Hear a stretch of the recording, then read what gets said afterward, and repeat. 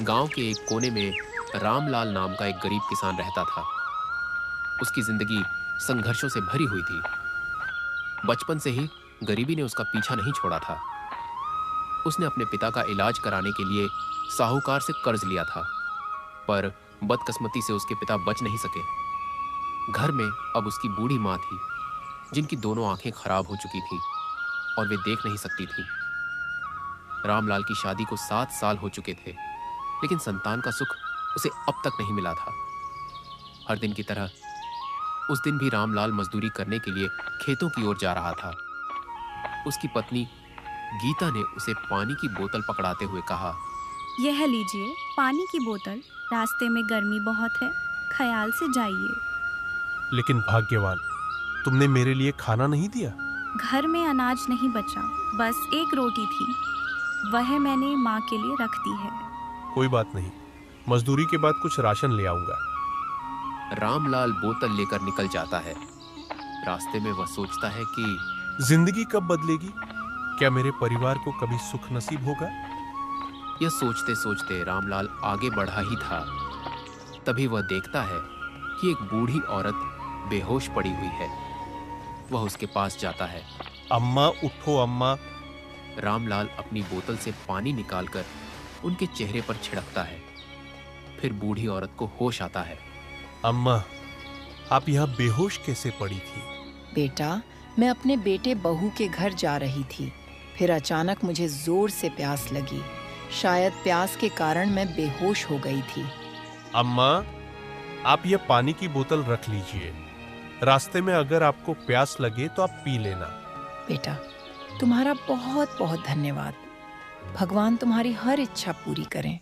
इतनी गर्मी में भला कोई किसी को पानी की बोतल देता है? तुमने मेरी बहुत मदद की। ठीक है अम्मा, फिर मैं काम पर चलता हूँ। तुम अपना ख्याल रखना, और हाँ, गर्मी में जब भी बाहर निकलो तो पानी की बोतल हमेशा साथ रखना। रामलाल बहुत ही दयालु किस्म का आदमी था। वह जब भी किसी को मुसीबत में देखता तो अपनी जान की परवाह किए बिना उसकी मदद किया करता था। फिर रामलाल बूढ़ी अम्मा को पानी की बोतल देकर अपने काम की ओर निकल पड़ता है। तभी उसे रास्ते में साहूकार मिलते हैं, जिससे उसने अपने पिता के इलाज के लिए कर्ज लिया था। रामलाल, तू मेरा पैसा कब दे रहा है? अब बहुत हो गया, मैं अब इंतजार नहीं कर पा रहा हूँ। साहूकार जी, कुछ समय और दे दीजिए, मैं आपके पैसे चुका दूंगा। अरे रामलाल, तुम्हारी ये बात तो मैं 1 साल से सुनता आ रहा हूँ। अगर तुम्हें इस महीने पैसे नहीं दिए तो तुम अपना घर खाली कर देना। रामलाल इसका कोई जवाब नहीं देता और सिर झुकाकर वहां से निकल जाता है। रामलाल जब खेत पर पहुंचता है तो मालिक पहले से गुस्से में खड़ा था। कितनी देर से आ रहा है? अगर आगे से देर हुई तो इस महीने की मजदूरी नहीं मिलेगी। मालिक, रात भर माँ की तबीयत खराब थी, सुबह जल्दी उठ नहीं पाया। मुझे बहाने मत सुनाओ। पिछली बार गेहूं की फसल अच्छी हुई थी, अब टमाटर की भी शानदार होनी चाहिए। जी मालिक, मैं पूरी मेहनत करूंगा। दोपहर की धूप तेज हो जाती है। रामलाल पसीने से तरबतर होकर भी खेत में जुटा रहता है। काम करते करते शाम ढलती है। रामलाल मजदूरी के बाद गांव के मोहन की दुकान पर जाता है। मोहन भाई, थोड़ा राशन दे दो, घर में कुछ भी नहीं है। माँ और गीता दोनों भूखे हैं। पहले पिछला उधार चुकता करो रामलाल, फिर नया राशन मिलेगा। मैं कोई मुफ्त की दुकान नहीं चलाता। रामलाल सिर झुका लेता है। दिल भारी हो जाता है। वह चुपचाप लौट पड़ता है। पैरों में थकान, कंधों पर बोझ और मन में निराशा लिए हुए। रास्ते में रामलाल खोया खोया सा चलता हुआ जंगल की ओर मुड़ जाता है। वहां एक साधु बाबा तपस्या में बैठे हैं। रामलाल दूर खड़ा होकर देखता है। तभी एक सांप बाबा को काटने के लिए उनकी ओर बढ़ता है। रामलाल खड़े होकर सांप को हटाने की कोशिश करता है, लेकिन सांप उसे काटकर भाग जाता है। रामलाल दर्द से कराहते हुए गिर पड़ता है। थोड़ी देर बाद साधु बाबा की तपस्या टूटती है। वह रामलाल को जमीन पर पड़ा देखते हैं और अपनी शक्ति से उसे ठीक कर देते हैं। रामलाल, तुमने मेरी जान बचाई है। मैं तुम्हारा कर्ज कभी नहीं उतार सकता। मांग जो चाहो वरदान मांग ले। बाबा, मेरी जिंदगी में इतने कष्ट हैं कि एक वरदान से सब नहीं सुलझ सकते। माँ देख नहीं सकती, संतान नहीं है, कर्ज भी सिर पर चढ़ा है। मैं केवल एक वरदान दे सकता हूँ, सोच समझकर मांगना। रामलाल इस दुविधा में पड़ गया। अगर मैं माँ की आंखों की रोशनी मांगू तो कर्ज और संतान की समस्या खत्म नहीं होगी। अगर संतान मांगू तो माँ अंधी ही रह जाएगी। और अगर कर्ज उतारने की मांग करूं तो संतान और माँ की समस्या खत्म नहीं होगी। बाबा, एक दिन का समय दे दीजिए, मैं सोच कर बताऊंगा। ठीक है, मैं तुम्हें एक दिन का समय देता हूँ। कल तुम इसी जगह इसी समय आकर मुझसे मिलना। रामलाल घर लौटता है, लेकिन भूखे पेट पूरी रात सोचता रहता है। क्या माँ की आंखें मांगू, संतान मांगू या कर्ज से छुटकारा? सूरज की पहली किरण के साथ रामलाल की आंखें खुलती हैं। रात भर सोचते सोचते उसकी आंखें लाल हो गई थीं, लेकिन अब उसका मन ठोस फैसला ले चुका था। वह जल्दी से तैयार होता है और बिना कुछ खाए साधु बाबा के पास जाने के लिए निकल पड़ता है। जंगल में पहुंचते ही उसने देखा कि साधु बाबा ध्यान में थे। वह चुपचाप उनके सामने खड़ा हो जाता है। कुछ देर बाद साधु बाबा ने आंखें खोली और मुस्कुराते हुए बोले, तुम आ गए। क्या सोच लिया तुमने? कौन सा वरदान चाहते हो? रामलाल ने गहरी सांस ली और आत्मविश्वास से जवाब दिया, बाबा, मैं चाहता हूं कि सोने के पलने में झूलते मेरे लालन को मेरी माँ अपनी आंखों से देखे। साधु बाबा यह सुनकर चौंक गए। रामलाल ने एक ही वरदान में सब कुछ मांग लिया था। अगर माँ की आंखें ठीक होंगी तो वह देख सकेगी, अगर बच्चा होगा तो संतान की समस्या हल हो जाएगी, और अगर सोने का पालना होगा तो गरीबी दूर हो जाएगी। तेरी यह इच्छा पूरी होगी, जा अपने घर। रामलाल जब घर पहुंचा तो उसकी जीवन की सबसे बड़ी खुशी उसका इंतजार कर रही थी। उसकी माँ की आंखों की रोशनी लौट आई थी। उसकी पत्नी गर्भवती थी और उनका टूटा फूटा घर अब राजमहल जैसा बन चुका था। कमरे में एक सुनहरा झूला रखा था। रामलाल की आंखों से आंसू बह निकले। यह चमत्कार था या भगवान का न्याय? माँ अब देख सकती है? हाँ बेटा, मैं सब कुछ देख सकती हूँ। भगवान ने मेरी सुन ली। देख, तेरी गीता भी माँ बनने वाली है। हाँ, और ये देखो, ये सोने का पालना हमारे बच्चे के लिए। रामलाल की इस सफलता को देखकर उसका पड़ोसी चौंक गया। उसने कभी सोचा भी नहीं था कि रामलाल, जो कुछ दिन पहले तक एक गरीब मजदूर था, अब इतना संपन्न हो जाएगा। मंगरू ने रामलाल के नए घर को देखा। उसकी माँ की आंखों की रोशनी लौट आई थी। उसकी पत्नी गर्भवती और सोने का पालना घर के आंगन में चमक रहा था। यह सब देखकर मंगरू के मन में जलन पैदा हो गई। ये रामलाल तो बड़ा भाग्यशाली निकला। अभी कुछ दिन पहले तक मेरे साथ ही मजदूरी कर रहा था और अब देखो महल में रह रहा है। आखिर उसे ये सब कैसे मिला? वह रामलाल से मिलने के बहाने उसके घर पहुंचा। अरे रामलाल भाई, बहुत बहुत बधाई हो। अब तो तुम्हारी दुनिया ही बदल गई। हाँ मंगरू, भगवान की कृपा से सब ठीक हो गया। लेकिन भाई, ये सब हुआ कैसे? इतनी जल्दी इतनी तरक्की? रामलाल ने पूरी ईमानदारी से सारी कहानी मंगरू को बता दी। यह सुनकर मंगरू के मन में एक नई लालच जाग उठी। मंगरू लालच और ईर्ष्या से भरा हुआ था। वह मन ही मन सोच रहा था कि अगर रामलाल को वरदान मिल सकता है तो उसे क्यों नहीं। लेकिन वह चाहता था कि उसे रामलाल से भी बड़ा और शक्तिशाली वरदान मिले। इसी लालच के साथ वह अंधेरे में ही जंगल की ओर निकल पड़ा। जंगल में प्रवेश करते ही वहां की शांत रहस्यमयी वातावरण ने मंगरू के मन में हल्की घबराहट भर दी, लेकिन अपने लालच को ताकत बनाकर वह आगे बढ़ता गया। जल्दी ही वह उस स्थान पर पहुंचा जहां साधु बाबा तपस्या में लीन थे। यही वह साधु बाबा हैं जिन्होंने रामलाल को वरदान दिया था, लेकिन ये तो ध्यान में लीन है। इन्हें कैसे प्रभावित करूं? मंगरू ने रामलाल से सुनी हुई पूरी कहानी याद की। रामलाल ने साधु बाबा की जान बचाई थी, तभी उसे वरदान मिला था। मंगरू ने सोचा कि अगर वह भी कुछ ऐसा करे तो साधु बाबा उसे भी वरदान दे देंगे। वह इधर उधर देखने लगा और अचानक उसे एक बड़ा पत्थर दिखाई दिया। उसके मन में एक चालाकी भरा विचार आया।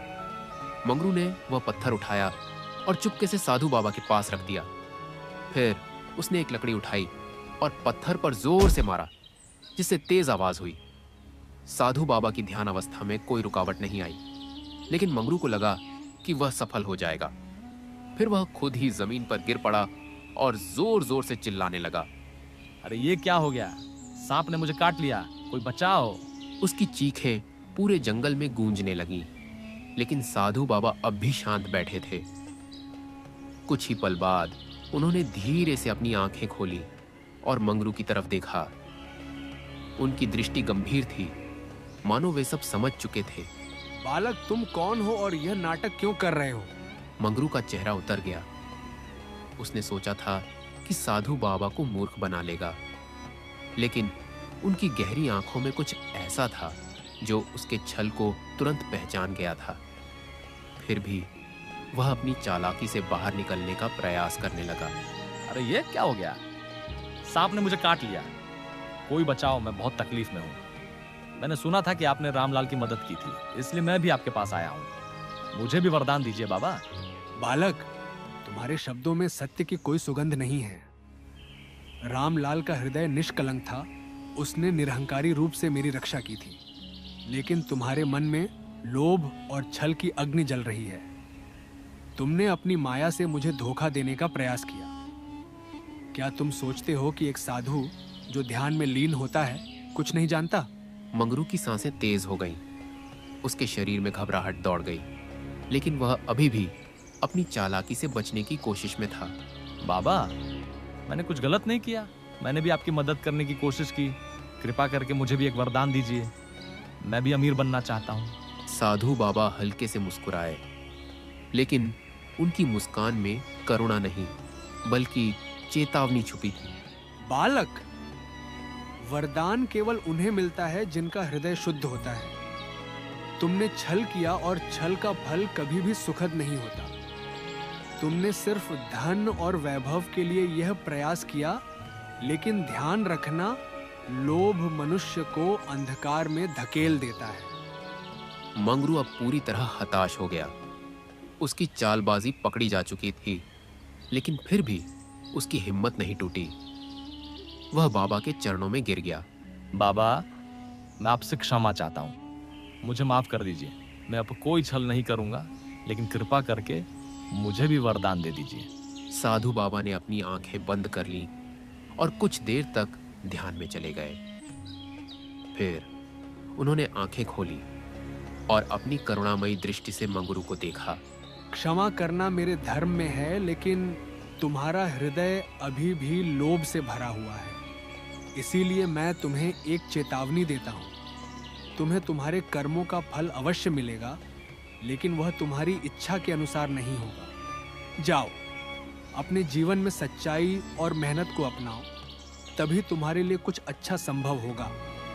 मंगरू समझ जाता है कि बाबा उसे कोई वरदान नहीं देंगे, इसलिए वह बड़बड़ाते हुए वहां से चला आता है। मगर उसके मन में अभी भी लालच भरा हुआ था।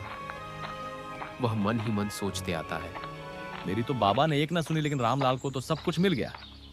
रामलाल से कम मेहनत तो मैंने भी नहीं की, फिर क्यों मुझे कुछ नहीं मिला?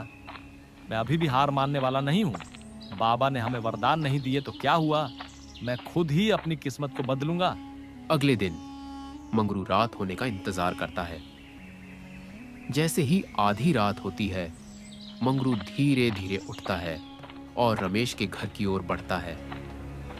रात का सन्नाटा और अंधेरा उसे डराता तो है, लेकिन लालच का नशा उसके डर पर हावी हो जाता है। वो रामलाल के घर के पिछवाड़े से अंदर घुसता है। बस बिना कोई आवाज किए काम करना है। रामलाल और उसका परिवार गहरी नींद में है। अगर मुझे पकड़ लिया गया तो पूरा गांव मुझे चोर कहेगा। वह दबे पांव अंदर जाता है। चांदनी की हल्की रोशनी से कमरा उजाला हो रहा है। सोने का झूला चमक रहा है। मंगरू की आंखों में हवस साफ झलकती है। वह धीरे धीरे बढ़ता है और कांपते हाथों से झूला उठाने की कोशिश करता है। जैसे ही वह झूले को छूता है, झूला हल्का कंपन करने लगता है। मंगरू घबरा जाता है, लेकिन फिर खुद को संभालता है। वह जल्दी से झूले को उठाकर चादर में लपेटता है और दबे पांव घर से बाहर निकल जाता है। सुबह होते ही जब रमेश की पत्नी ने झूले को नहीं देखा तो वह जोर से चिल्लाई, अरे झूला कहाँ गया? झूला यहाँ ही था, अब नहीं दिख रहा। क्या झूला गायब हो गया? ये कैसे हो सकता है? बेटा, ये बहुत अनहोनी बात है, कोई इसे चुरा कर ले गया। गांव में हड़कंप मच गया। हर कोई सोचने लगा कि इतनी सुरक्षा के बावजूद सोने का झूला कैसे गायब हो गया। उधर मंगरू गांव के बाहर निकल चुका था। वह जल्दी जल्दी दूसरे गांव की ओर बढ़ रहा था। वह किसी भी हाल में उसे बेचकर अमीर बनना चाहता था। जब वह दूसरे गांव पहुंचा तो उसने सुंदर नाम के व्यापारी की दुकान देखी। भाई, मेरे पास एक अनोखी चीज है, अगर तुम इसे खरीद लो तो तुम्हारी किस्मत चमक जाएगी। ऐसी कौन सी चीज है? जल्दी दिखाओ। मंगरू ने धीरे से झूला बाहर निकाला। सोने की चमक देख सुंदर की आंखें फटी की फटी रह गई। अरे वाह, ये तो बहुत कीमती है, लेकिन ये तुम्हारे पास कैसे आया? ये मेरे पूर्वजों की निशानी है। मैंने इसे अपने घर में रखा था, अब इसे बेचना चाहता हूँ। सुंदर को शक तो हुआ, लेकिन झूला इतना अनोखा था कि वह उसे खरीदने के लिए तैयार हो गया। जैसे ही सुंदर ने झूले को हाथ में उठाया, अचानक झूला हवा में ऊपर उठ गया और तेज आवाज में बोला, मैं रामलाल का हूँ, जिसने मुझे चुराया है उसे उसका बदला मिलेगा। संदर और दुकान में बैठे सभी लोग डर से कांपने लगे। ये क्या था? ये तो शराबत लग रहा है, मैं इसे नहीं खरीदूंगा। मंगरू ने जैसे ही झूला उठाने की कोशिश की, उसके पूरे शरीर में लाल लाल दाने निकल आए और भयंकर खुजली होने लगी। वह दर्द से तड़प उठा।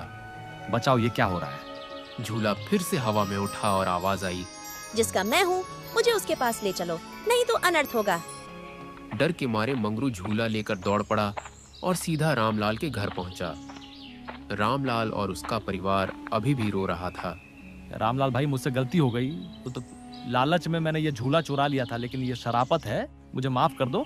तूने हमारे साथ विश्वासघात किया, ये तो मेरा सौभाग्य था, फिर भी तूने इसे चुरा लिया। मुझे माफ कर दो भाई, मुझसे बहुत बड़ी गलती हो गई, मुझे बहुत दर्द हो रहा है। बेटा, उसे माफ कर दो, देखो ये पहले से ही सजा पा चुका है। रामलाल ने गहरी सांस ली और बोला, अगर सच में पछतावा है तो फिर कभी किसी के धन पर बुरी नजर मत डालना। मंगरू ने रोते हुए माफी मांगी। तभी झूला वापस अपनी जगह पर जाकर चमकने लगा और मंगरू के शरीर से सारे दाने गायब हो गए। गांव के लोग भी यह देखकर हैरान थे कि किस तरह सत्य और ईमानदारी की हमेशा जीत होती है। रामलाल और उसका परिवार फिर से खुशी खुशी अपने जीवन में आगे बढ़ने लगा। रामलाल की तरह मेहनत करने वाले को ही असली सफलता और खुशी मिलती है। किस्मत से ज्यादा मेहनत पर विश्वास करना चाहिए, क्योंकि भगवान भी उन्हीं की मदद करता है जो खुद अपनी मदद करते हैं। किस्मत हमें यह सिखाती है कि हमें हमेशा ईमानदारी, मेहनत और सच्चाई के रास्ते पर चलना चाहिए, लालच से बचना चाहिए और अपने कर्मों पर विश्वास रखना